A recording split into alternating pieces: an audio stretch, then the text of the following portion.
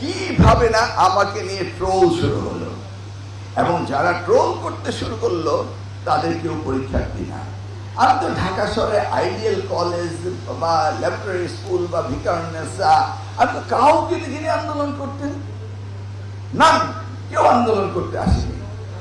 এইভাবে আন্দোলন করে মিসগাইডেড করে কি একটা হ্যাবক সৃষ্টি করলো। ধরুন আজকে জিওগ্রাফি সেকেন্ড পেপার পরীক্ষা চলছে, আমি মিডিয়া ভাইদের বলছি, আপনি নিশ্চয়ই দেখেছেন, নাম বলে তাকে পপুলার করতে চাই না, বলল যে জিওগ্রাফি সেকেন্ড পেপার প্রশ্নপত্র আউট হয়ে গিয়েছে।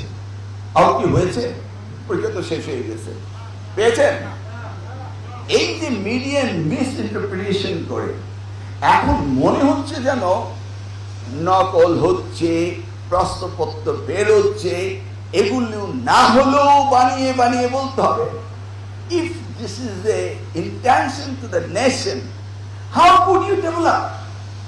But সত্যি বলছি, আমরা এসছি এই জাতিকে সুশিক্ষিত করার দায়িত্ব পেয়েছি।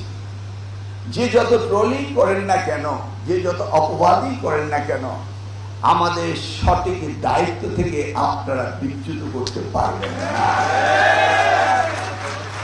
2001 সাল থেকে 2006 সাল দেশমাতা বেগম খালেদা জিয়ার সময় এই মন্ত্রণালয়ের প্রতিমন্ত্রীর দায়িত্ব পালন করেছিলাম, আর আজকে তারই জ্যেষ্ঠ সন্তান জনাব তারেক রহমানের আন্ডারে আমি দায়িত্ব পালন করছি।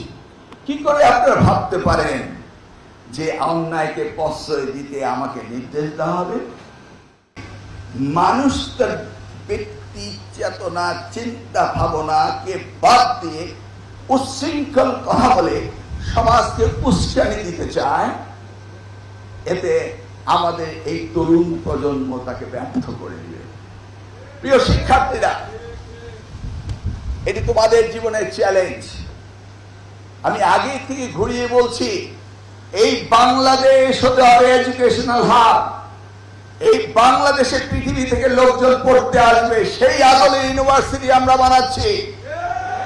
আমরা জানি বাংলাদেশের ছাত্ররা মেধাবী, আমি নিজেও জানি বাংলাদেশের প্রতিটি ছাত্র যারা বাইরে পড়তে গিয়েছে তারা অত্যন্ত সুনাম অর্জন করেছে। এখন হিসেব করে দেখা যায় ডিস্ট্রিক্ট পায় ওই বাংলাদেশি ছেলে মেয়েরা বিদেশে বসে।